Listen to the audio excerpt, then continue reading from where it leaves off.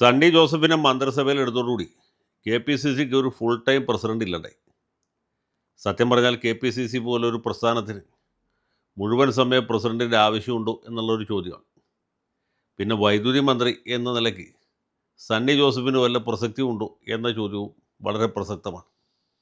വൈദ്യുതി വകുപ്പിന് എന്തിനാണ് മന്ത്രി, കെ പി സി സിക്ക് എന്തിനാണ് പ്രസിഡന്റ് എന്നൊക്കെ വേണമെങ്കിൽ നമുക്ക് തമാശയായിട്ട് ചോദിക്കാം. പക്ഷേ ഈ രണ്ട് സ്ഥാനത്ത് ഓരോരുത്തർ ഇരിക്കുന്നതാണ് അതിൻ്റെ ഒരു ഭംഗി. കേന്ദ്ര നേതൃത്വത്തിനാണെങ്കിൽ പലവിധ തിരക്കുകളാണ്, പിടിപ്പത് ജോലിയാണ്. എം എൽ എമാരാരും മറുകണ്ടം ചാടാതെ, അല്ലെങ്കിൽ രാജ്യസഭയിലേക്ക് മത്സരിക്കുന്ന സ്ഥാനാർത്ഥികളുടെ നാമനിർദ്ദേശ പത്രിക തെറ്റുകൂടാതെ പൂരിപ്പിക്കാൻ, അല്ലെങ്കിൽ ക്രോസ് വോട്ടിങ്ങിൽ കൂടി സ്ഥാനാർത്ഥികൾ തോൽക്കുന്നത് തടയാൻ എന്തെങ്കിലും ചെയ്യാൻ പറ്റുമോ? ഇങ്ങനെയൊക്കെയുള്ള കാര്യങ്ങൾ ആലോചിച്ച് തല പുകച്ച് വിഷമിച്ചിരിക്കുകയാണ്. രാഹുൽ ഗാന്ധി ആണെങ്കിൽ കോട്ടയിൽ പോകുന്നു, നിരാലംബരായി തീർന്ന നീറ്റ് വിദ്യാർത്ഥികൾക്കൊപ്പം സമരത്തിൽ പങ്കെടുക്കുന്നു. ജന്തർ മന്ദറിൽ സമരം ചെയ്യുന്ന കോക്രോച്ച് ജനതാ പാർട്ടിക്ക് ആവേശം പകരുന്നു. ഇങ്ങനെയൊക്കെയുള്ള തിരക്കിലാണ്. അപ്പോൾ അതിനിടയിൽ കെ പി സി സിക്ക് ഒരു മുഴുവൻ സമയ പ്രസിഡന്റിനെ കണ്ടെത്താനോ അദ്ദേഹത്തെ നിയമിക്കാനോ പുള്ളിയെ ചുമതല ഏൽപ്പിക്കാനോ കേന്ദ്ര നേതൃത്വത്തിന് സാധിച്ചിട്ടില്ല. കെ പി സി സിക്ക് ആണെങ്കിൽ ഒരു യോഗം ചേർന്ന് സ്വന്തം പ്രസിഡന്റിനെ തിരഞ്ഞെടുക്കാനുള്ള ത്രാണിയുമില്ല. ഈ കെ പി സി സി എന്നൊക്കെ പറഞ്ഞ വലിയ തമാശയാണ്. അതിൽ മെമ്പർമാരുണ്ട്, ഭാരവാഹികളുണ്ട്, മറ്റ് പല ആളുകളുണ്ട്. പക്ഷേ ഇവരെ ആരെയും തിരഞ്ഞെടുത്തതല്ല, തിരഞ്ഞെടുക്കുന്നതുമല്ല. അവർക്ക് സാധാരണ കോൺഗ്രസ് പ്രവർത്തകരുടെ ഇടയിൽ എന്ത് സ്വാധീനമുണ്ട്, അല്ലെങ്കിൽ എന്ത് പിന്തുണയുണ്ട് എന്ന് ആരും ആലോചിക്കാറുമില്ല. കാലാകാലങ്ങളിൽ കേന്ദ്രത്തിൽ നിന്ന് ഒരു നേതാവിനെ കെട്ടി താഴത്തേക്ക് ഇറക്കും. ഇതാണ്ടോ ഇന്നോട്ട് കെ പി സി പ്രസിഡന്റ് എന്ന് പറയും. അങ്ങനെ വന്നവരാണ് വയലാർ രവിക്ക് ശേഷമുള്ള എല്ലാ പ്രസിഡന്റുമാരും. ആ കൂട്ടത്തിൽ തെന്നല ബാലകൃഷ്ണപിള്ളയുണ്ട്, രമേശ് ചെന്നിത്തലയുണ്ട്, കുമ്പക്കുടി സുധാകരനുണ്ട്, മുല്ലപ്പള്ളി രാമചന്ദ്രൻ, അതുപോലെ നമ്മുടെ സണ്ണി ജോസഫ്, വി എം സുധീരൻ വരെ ഉണ്ടായിരുന്നു. സുധീരൻ വലിയ ആദർശശാലിയാണ്. പുള്ളിക്ക് പോലും തോന്നിയില്ല K P C C president നാമനിർദ്ദേശം ചെയ്യുന്നത് തെറ്റാണ്, അദ്ദേഹത്തെ തന്നെ നാമനിർദ്ദേശം ചെയ്തത് തെറ്റായ രീതിയിലാണ് എന്ന് തോന്നിയില്ല. കെ പി സി സി പ്രസിഡൻ്റായിരുന്നപ്പോൾ പുള്ളി താൽക്കാലികമായിട്ട് ആദർശം മറന്നുപോയി. കെ പി സി സി പ്രസിഡൻറ്റിനെ തെരഞ്ഞെടുപ്പിൽ കൂടി തീരുമാനിക്കണം എന്ന് പറയാൻ അദ്ദേഹത്തിന് പറ്റിയില്ല. അത് പോട്ടെ. ഏതായാലും അങ്ങനെ വന്ന ആളാണ് സണ്ണി ജോസഫ്. പക്ഷേ പുള്ളിയുടെ അത്ര ഫണ്ണിയായിട്ട് ഒരു പ്രസിഡന്റ് കെ പി സി സിയുടെ ചരിത്രത്തിൽ ഒരു പക്ഷേ ഉണ്ടായിക്കാണില്ല. അപ്പോൾ അങ്ങനെയുള്ള അദ്ദേഹം ഇപ്പോൾ വൈദ്യുതി മന്ത്രിയായി മാറി. അദ്ദേഹം ഇപ്പോൾ നമ്മുടെ കറണ്ടടിപ്പിക്കുന്ന ജോലി ചെയ്തുകൊണ്ടിരിക്കുകയാണ്. അദ്ദേഹം വലത്തെ കാല് വെച്ച് കയറിയതിൻ്റെ പിറ്റേ ദിവസം സംസ്ഥാനത്ത് വൈദ്യുതി നിയന്ത്രണവും പ്രാബല്യത്തിൽ വന്നു. ഇപ്പോൾ നമ്മൾ വൈകുന്നേരത്തെ നേരം മറ്റ് ജോലികളൊക്കെ തീർത്ത് വേൾഡ് കപ്പ് കാണാം എന്നായിരിക്കുമ്പോഴേക്കും പെടുന്നത് ഡിം എന്ന് പറഞ്ഞ് കറണ്ടും പവർ കട്ടെന്ന് പറയില്ല, വൈദ്യുതി നിയന്ത്രണം എന്നാണ് പറയുന്നത്.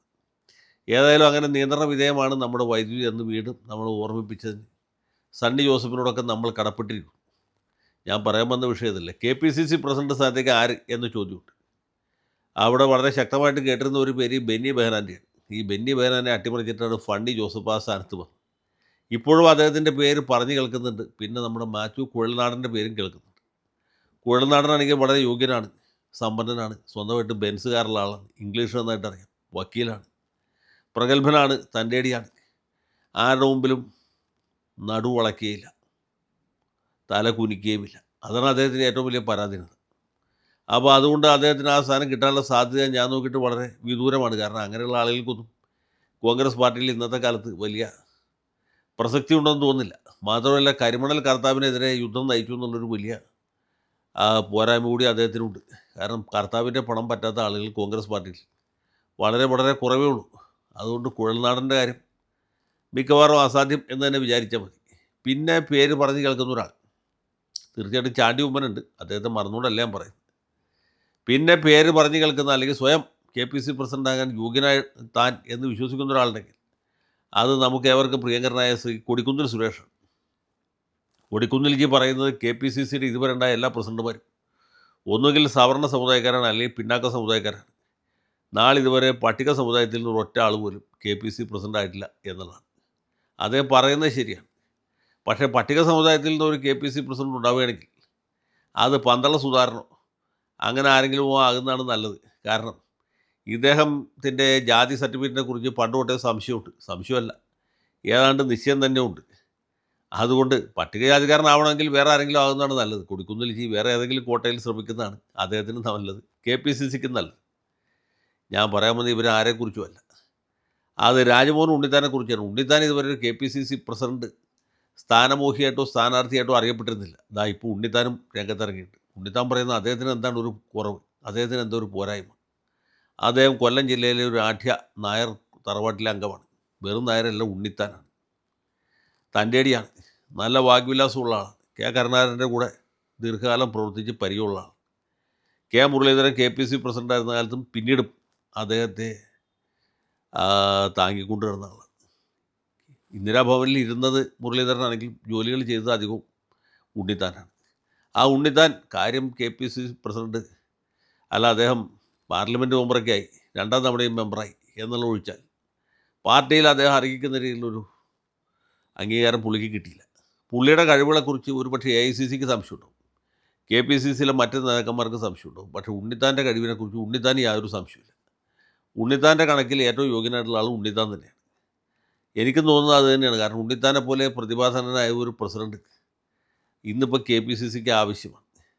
അല്ലെങ്കിൽ ഇത് complete V D Satheesan and കമ്പനിയുടെ കയ്യിലായി പോകും, അല്ലെങ്കിൽ സണ്ണി ജോസഫിനെ പോലുള്ള ഫണ്ണി ക്യാരക്ടേഴ്സ് വരും.